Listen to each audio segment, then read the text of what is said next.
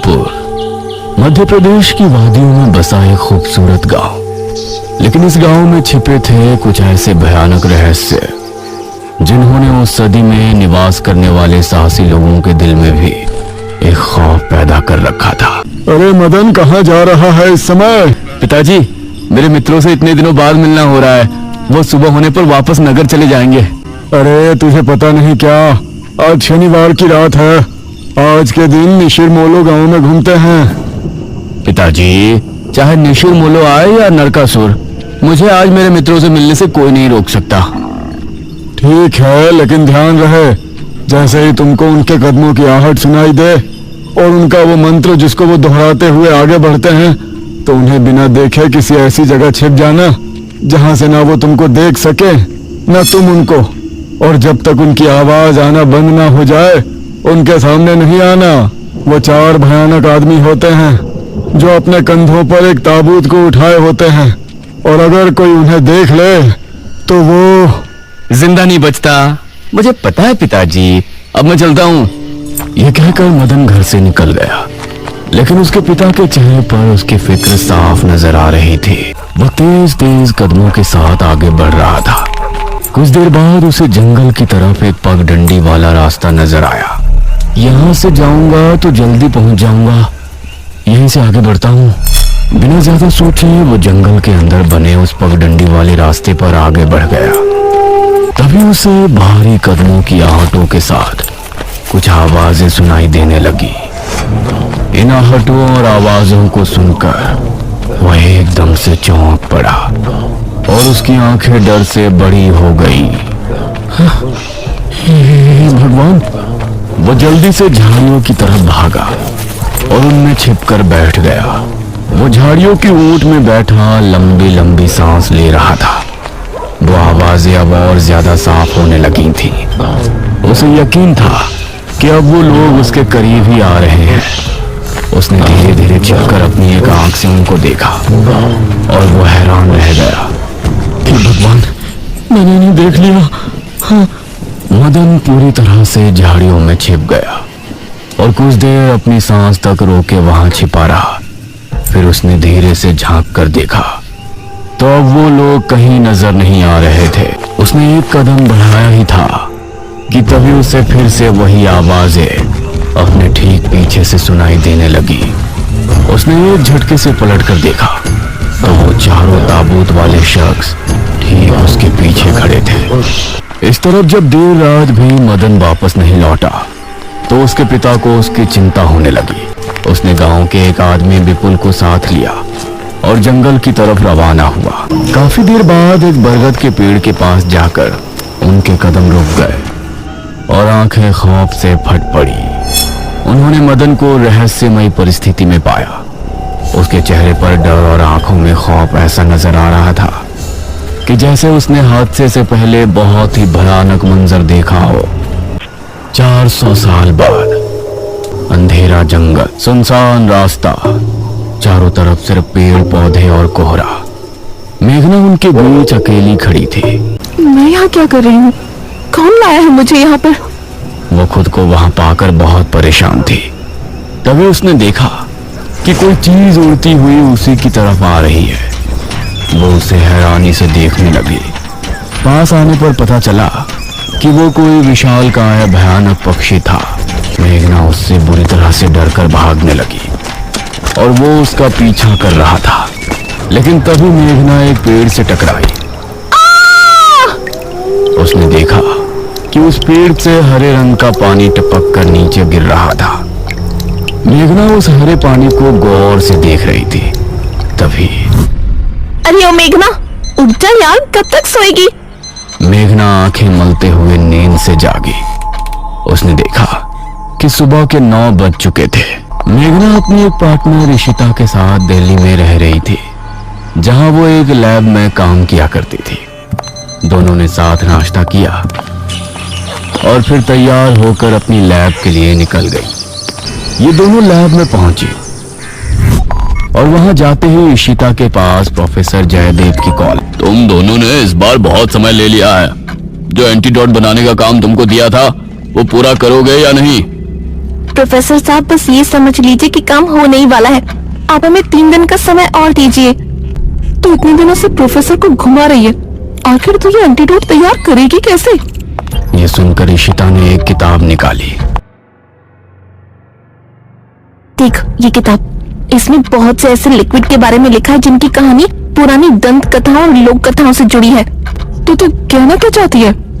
मुझे इस किताब में बहुत ही अनोखे लिक्विड के बारे में पता चला है जिसे मृत्युंजय अमृत कहते हैं। हम उस लिक्विड का टेस्ट करेंगे और अगर वो हमारे काम का निकला तो उसे यूज भी कर सकते हैं। मृत्युंजय अमृत? देख मैं तेरे साथ कहीं नहीं जाने वाली हूँ, ये सब बातें बकवास होती हैं। अरे देख तो सही, इस पेड़ से हर पूर्णमासी की रात ये हरा लिक्विड टपकता है। उस पन्ने पर किसी मृत्युंजय अमृत के बारे में लिखा था और उसमें ठीक वही पेड़ दिखाया गया था जो मेघना रोजाना अपने सपने में देखा करती थी। ये दोनों अगली सुबह ही बस से बेरमपुर के लिए निकल गई। वैसे एक बात बता, तू मेरे साथ वहाँ जाने के लिए एक ही बार में कैसे राजी हो गई? मेघना ने सच को छिपाते हुए कहा, ऐसी अनोखी चीज देखने के बाद भला कौन नहीं होगा जो इसको देखना नहीं चाहेगा? ओहो, ये हुई ना बात। मैंने तुझे पार्टनर बनाकर कोई गलती नहीं की। ये दोनों 5 घंटे के सफर के बाद एक जगह उतरी। इनके ठीक सामने एक बड़ा सा गेट था जिस पर नाम लिखा था बेरमपुर।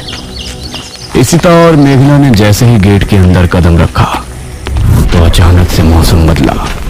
सूरज मानो बादलों के पीछे छिप गया और एक हवा अपने साथ आंधी ले आई। अरे वाह, गांव का मौसम तो बहुत ठंडा है। इधर गांव के लोग भी अचानक बदलते मौसम को देखकर हैरान रह गए। अरे ये क्या, अभी तक तो काफी गर्मी थी, ये अचानक आंधी कहाँ से आ गई? मुखिया जी, लगता है बारिश भी जरूर आएगी। इधर मेघना और इशिता दोनों ही गांव की तरफ बढ़ रही थी। यार ये गांव के लोग ठीक तो होंगे ना? गांव के लोग तो ठीक ही होते हैं, अजीब तो हम शहर वाले होते हैं। ये बात तो तूने बिल्कुल पते की कही। इशिता और मेघना दोनों गांव के चौक पर पहुंची। वहां एक कुआं भी था और वही मुखिया भी 2 आदमियों के साथ खड़ा था। अरे बच्चियों, तुम दोनों कौन हो? अब नमस्ते जी, मेरा नाम इशिता है और ये है मेरी दोस्त मेघना। अच्छा बेटा, वैसे हमारे गांव में किस वजह से आना हुआ? वो अंकल, हम लोगों को अपनी स्टडी के लिए 5 गांवों के बारे में लिखना है, इसलिए हम लोग यहाँ आए हैं। इसके बाद और 4 गांवों में जाएंगे। ओह अच्छा, फिर तो ठीक है बच्चों, हम तुम्हारी जितनी हो सके उतनी मदद करेंगे। जी अंकल, क्या हमें यहाँ कुछ दिन के लिए रहने के लिए कोई घर मिलेगा किराए पर? अरे बच्चों, तुमको किराए की घर की क्या जरूरत है? तुम दोनों जब तक चाहो मेरे ही घर में रह सकती हो। ठकुराइन वैसे भी लड़कियों से बहुत प्यार करती है। जी शुक्रिया अंकल। मुखिया इशिता और मेघना को अपने घर ले आया। तभी घर के मंदिर में जल रहा दीपक बुझ गया। अजी सुनती हो ठकुराइन? नमस्ते आंटी। नमस्ते बेटा। ओ जी, ये प्यारी प्यारी बच्चियाँ कौन है? ये दोनों शहर से अपनी पढ़ाई के सिलसिले में आई हैं। हमारे गांव के बारे में लिखना चाहती हैं। क्या कहा? हमारे गांव पर रिसर्च? इशिता और मेघना ने उसे देखा। भला हमारे बेवकूफ गांव में आपको क्या मिल सकता है? ये सुनकर इशिता और मेघना हैरान रह गई। चुप करो अनुज, ऐसे कोई अपने गांव में बोलता है क्या? ये मेरा बेटा है अनुज। अनुज ने मेघा और इशिता की ओर देखा और उन्हें हाथ जोड़कर नमस्ते किया। नमस्ते बेटा अनुज, जरा इन दोनों को वो खाली कमरा दिखा दो जो तुम्हारे कमरे के बराबर में है। ठीक है पिताजी। आओ देवियों। देवियों? इसी समय गांव के मंदिर में बैठा पुजारी भगवान की आरती कर रहा था। तभी अचानक से दिया बुझ गया। ये संकेत तो ठीक नजर नहीं आ रहे। हे प्रभु रक्षा करना। वैसे आप लोगों को रिसर्च करने के लिए यही गांव मिला था? अरे हम लोगों को 5 गांवों के बारे में लिखना है, तो इसीलिए जो भी गांव पास दिखा चले आए। इसके बाद और किसी गांव में जाएंगे। अच्छा, वैसे यहाँ कुछ ऐसा है जो कि रहस्यमय या ऐतिहासिक हो? हाँ है ना, एक राजमहल। राजमहल यहाँ? हाँ, 400 साल पहले जो यहाँ के राजा हुआ करते थे, उनका महल।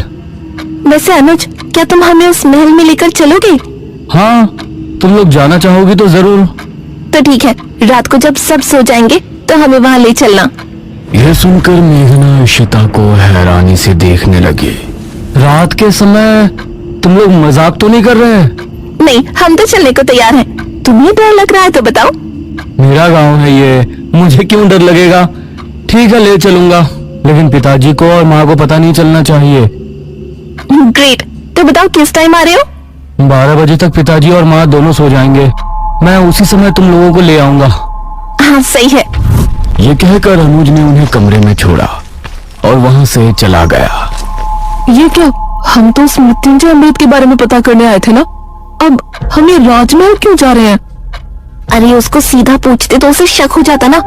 आज हम राजमहल चलते हैं और फिर कल उसे जंगल जाने को कहेंगे और वहाँ जाकर बातों ही बातों में उसे मृत्युंजय अमृत के बारे में पूछेंगे। ये सही है। इस तरफ गांव के लोग मौसम के बदलती ठंड से बहुत हैरान थे। पुजारी बार बार आसमान की तरफ देख रहा था, जहां उसे काला अंधेरा इधर उधर घूमता हुआ नजर आ रहा था। करीब 12 बजे जब मुखिया और उसकी पत्नी गहरी नींद में थे तो अनुज कमरे से निकला। अरे लगता है आ गया। अनुज इनको लेकर घर से निकला और इन्होंने 2 गलियां पार कर ली थी। उफ, तुम्हारे गांव में हवा इतनी ज्यादा चलती है क्या? रोज तो नहीं चलती, लेकिन शहर की 2 लड़कियों के साथ लगता है उनके शहर का प्रदूषण भी आंधी के रूप में साथ आ गया। कुछ देर चलने के बाद ये तीनों एक बड़े से राजमहल के सामने खड़े थे, जिसे देखकर मेघना को कुछ याद आने लगा। ऐसा लगता है कि इस राजमहल को मैंने पहले कहीं देखा है। ये है राजमहल राजा सूरजभान का। वाकई में काफी आलीशान है। यह कहते हुए इशिता ने अपने कैमरे में उसकी एक फोटो ली। हमें खिड़की से अंदर जाना पड़ेगा, इसका दरवाजा सालों से जाम है। इस तरफ गांव में आंधी का बहाव बढ़ने लगा था। सभी अपने अपने घरों में आराम से सो रहे थे। अरे ये आवाज तो गांव के सभी लोगों के दिलों में खौफ उतर आया। उसी समय मुखिया के कमरे में गांव का पुजारी हड़बड़ाता हुआ पहुंचा। मुखिया जी उठिए। मुखिया चौंकता हुआ नींद से जागा। क्या हुआ पुजारी जी, इतनी रात में आप? गांव में निशीर मोलों की आवाज गूंज रही है, सब बहुत डरे हुए हैं। पुजारी जी, ये कैसे हो सकता है? निशीर मोलो यहाँ कैसे आ सकते हैं? वो तो कई सालों पहले सो गए थे। जरूर कुछ ऐसा हुआ है जिससे वो जाग उठे थे। हमारा मन बहुत विचलित हो रहा है। गांव के सभी लोग अपने अपने घरों में जाग चुके थे और डरे बैठे थे। यह आवाज सभी के दिलों में खौफ पैदा कर रही थी। मेघना, इशिता और अनुज तीनों इस बात से बेखबर राजमहल में घूम रहे थे। ये कैसी आवाज है? हाँ, मैंने भी सुनी।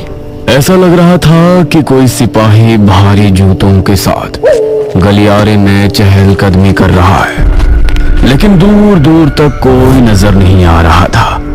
उसी समय गांव के 2 आदमी संपत और कप्ता जंगल की सरहद पर बैठे हुए जुआ खेल रहे थे।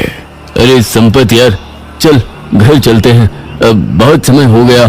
ओहो, अब तू हार रहा है तो घर चलते हैं। अरे चुपचाप पूरी बाजी खेल, इससे पहले तो मैं तुझे जाने नहीं दूंगा। हाँ। यह सुनकर कप्ता फिर से उसके साथ पत्ते बांटने लगा। उन दोनों को यह आवाज सुनाई दी। उन दोनों ने देखा कि सामने से 4 आदमी अपने कंधों पर एक ताबूत उठाए मंत्र पढ़ते हुए चले आ रहे हैं। संपत और कप्ता इससे पहले कुछ करते, वो चारों आकर उनके सामने रुक गए। वो चारों अपनी लाल चमकती आंखों से संपत और कप्ता को घूर रहे थे। इधर इशिता, मेघना और अनुज को एक दरवाजा खुलने की तेज आवाज सुनाई दी और वो चौंक पड़े। निशीर मोलो आखिर कौन है? क्या है मृत्युंजय अमृत? और क्या संबंध है मेघना का इन सब से? इन सभी सवालों के जवाब जानने के लिए हमारे साथ जुड़े रहिए इस कहानी के अगले भाग में भी।